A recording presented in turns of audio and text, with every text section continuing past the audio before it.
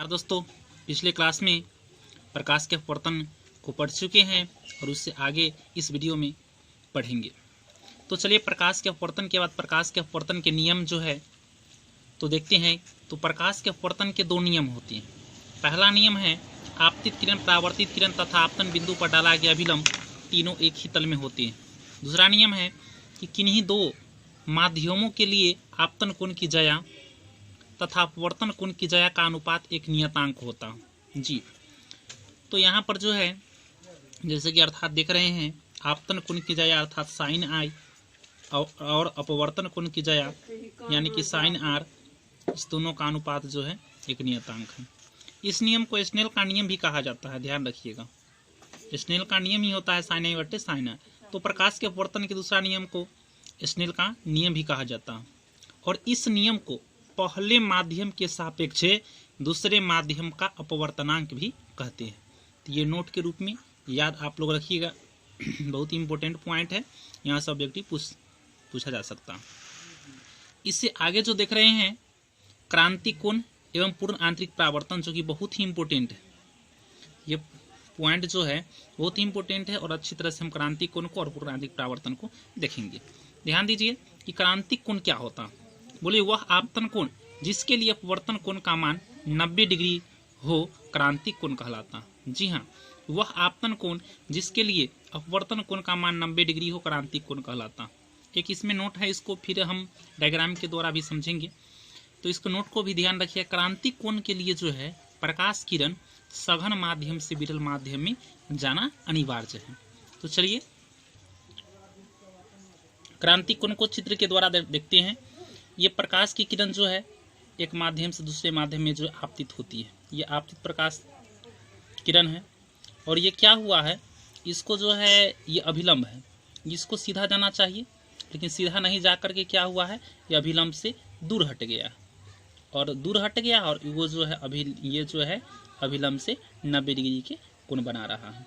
तो देखिए हैं इसमें कि वह आपतन कोण का मान जिसके लिए जो है अपवर्तन कोण या परावर्तन कोण 90 डिग्री हो तो वो जो है क्रांतिक कोण कहलाता है। तो इसमें देखते हैं कि इसमें और इस बातों को ध्यान रखे हैं कि इसमें जो है क्रांतिक कोण के लिए जो है या अपवर्तन कोण 90 डिग्री होने के लिए अभिलंब को 90 डिग्री होने के लिए प्रकाश की किरण को जो है सघन माध्यम से विरल माध्यम में जाना चाहिए। देखिए कि सघन माध्यम से विरल माध्यम में जाना, लेकिन क्या हुआ, इसको ऐसे जाना चाहिए तो ऐसे नहीं जा करके क्या हुआ, ये है। एक बातों को और ध्यान रखिएगा एक बात को और याद रखिएगा कि प्रकाश के अपवर्तन, इसमें मेन पॉइंट कि प्रकाश के अपवर्तन को भी अच्छा से समझना होता है। तो चलिए प्रकाश के अपवर्तन को एक बार और जो है अच्छी तरह से देख लेते हैं। देखिए जैसे ये बोलेंगे ये अभिलंब है, ये क्या है, अभिलंब है। उसके बाद देखिए गौर से कि यहाँ पर जैसे कि कोई भी किरण आपतित होती है तो ये अभिलंब है, इसको सीधा जाना चाहिए। तो क्या होता है, इसकी सीधा नहीं जा करके कभी अभिलंब से क्या होता है, अभिलंब से दूर हट जाता है, तो कभी क्या होता है अभिलंब के निकट हो जाता। तो यही जो है क्या होता है प्रकाश के अपवर्तन कहलाता है कि जब प्रकाश की किरण एक माध्यम से दूसरे माध्यम में प्रवेश करती है तो कभी अभिलंब के निकट हो जाती है तो कभी अभिलंब से दूर हटता है और इस क्रिया को जो है प्रकाश का अपवर्तन। तो उसी यहाँ पर देख रहे हैं, अब इसको समझ रहे हैं तो इसको जो है कुछ एग्जाम मैथमेटिक्स को जो है इस प्रकार से कर लेते हैं। देखिए इसमें आपतन कोण जो है क्रांतिक कोण के बराबर मान लिया गया आर, यानी परावर्तन कोण अपवर्तन कोण जो है 90 डिग्री है। स्नेल के नियम से हम जानते हैं ये है, और ये साइन म्यू टू साइन आई बराबर जो है म्यू 1 साइन आर, अर्थात यहाँ पर जिस माध्यम से जो है प्रकाश किरण जाती है तो उसको क्या है पहले लिखते हैं आपतित होती है और परावर्तित वाला को जो है यहाँ पर लिखते हैं। इस प्रकार से है, ये जो है इधर गुना में इधर है तो भाग में, गुना में इधर है तो भाग में, और आई जो है सी के बराबर है सी लिख दिए हैं और आर यानी कि इसका 90 डिग्री है। तो इस प्रकार से साइन सी और साइन 90 डिग्री का मान 1 होता है, तो मतलब इसको लिख दिए इस प्रकार से। और साइन सी बराबर म्यू 1 बटे म्यू 2 है, तो इस प्रकार से बोलेंगे सी बराबर क्या हो जाएगा, ये साइन उधर जाएगा तो इन्वर्स के रूप में हो जाएगा और ये जो है यही सी बराबर अर्थात क्रांतिक कोण का यही मान है। तो क्रांति कोण का परिभाषा को याद रखिएगा। यहाँ पर एक बार और हम अच्छी तरह से देख लेते हैं। वह आपतन कोण जिसके लिए अपवर्तन कोण का मान 90 डिग्री हो तो वो क्या कहलाता है, क्रांति कोण कहलाता है। तो चलिए इसके बाद अगला पॉइंट है, बहुत इंपॉर्टेंट है, उसको अच्छी तरह से देखते हैं। देखिए पूर्ण आंतरिक परावर्तन क्या होता है, बोला कि यदि आपतन कोण का मान क्रांति कोण से ज़्यादा हो तो प्रकाश किरण उसी माध्यम में वापस लौट आती है और प्रकाश की इस घटना को पूर्णांतिक परावर्तन कहते हैं।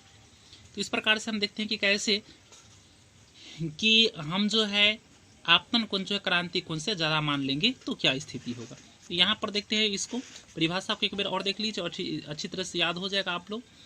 यदि आपतन कोण का मान क्रांति कोण से ज़्यादा हो तो प्रकाश किरण क्या होता है, उसी माध्यम में वापस लौट आती है और प्रकाश की इस घटना को पूर्णांतिक परावर्तन कहते हैं। जैसे यहाँ पर देख रहे हैं ये अभिलंब है,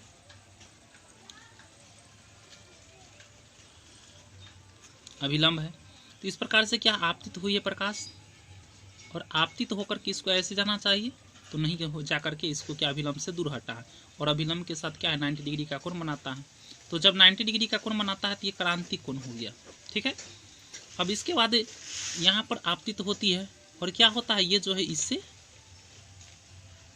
इस दिशा में होगा। तो यहाँ पर देखिए इसको ऐसे जाना चाहिए लेकिन नहीं, ऐसे यहाँ पर तो 90 डिग्री उससे ज़्यादा नहीं, 90 डिग्री से अधिक हो, क्रांति कोण का मान 90 डिग्री से अधिक हो, सॉरी आपतन कोण का मान 90 डिग्री से अधिक, आपतन कोण का मान जो है 90 डिग्री से अधिक हो यानी कि क्रांति कोण से ज़्यादा हो तो उस स्थिति में पूर्ण आंतरिक परावर्तन कहते हैं। तो यहाँ पर जो है 90 डिग्री से अधिक है अर्थात बोलेंगे ये जो है क्रांति कोण से अधिक है और क्रांति कोण में जो है 90 डिग्री होता है।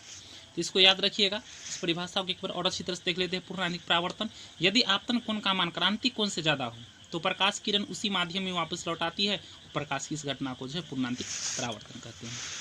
फिर देखिए अगला जो है ये पॉइंट है, ये भी बहुत इंपॉर्टेंट है। पूर्ण आंतरिक परावर्तन के शर्त है, पहला शर्त है कि प्रकाश किरण जो है सघन माध्यम से विरल माध्यम में जानी चाहिए। हाँ रियली प्रकाश किरण क्या है, सघन माध्यम से विरल माध्यम में जाना चाहिए, तभी जो है प्रकाश पूर्ण आंतरिक परावर्तन संभव है। दूसरा है कि आपतन कोण का मान जो है क्रांति कोण से अधिक होना चाहिए। पूर्णांतिक परावर्तन के लिए जो है आपतन कोण का मान क्रांति कोण से अधिक होना चाहिए। तो इसमें देखिए प्रकाश किरण सघन माध्यम से विरल माध्यम में जाना चाहिए। जी हाँ, सघन माध्यम से विरल माध्यम में जाएगा तभी जो अपवर्तन की घटना होगी। और क्योंकि परावर्तन की घटना में क्या होता है, जैसे हम देख रहे हैं परावर्तन में क्या होता है कि जैसे कोई भी प्रकाश की किरण जो है इस पर पड़ती है, प्रकाश की किरण पड़ती है तो क्या होता है कि इसे अगर कोई प्रकाश किरण तो टकरा करके क्या होता है इसी माध्यम में, अगर एक माध्यम इधर है एक माध्यम इधर है तो टकरा करके पहले ही माध्यम में लौट आती है।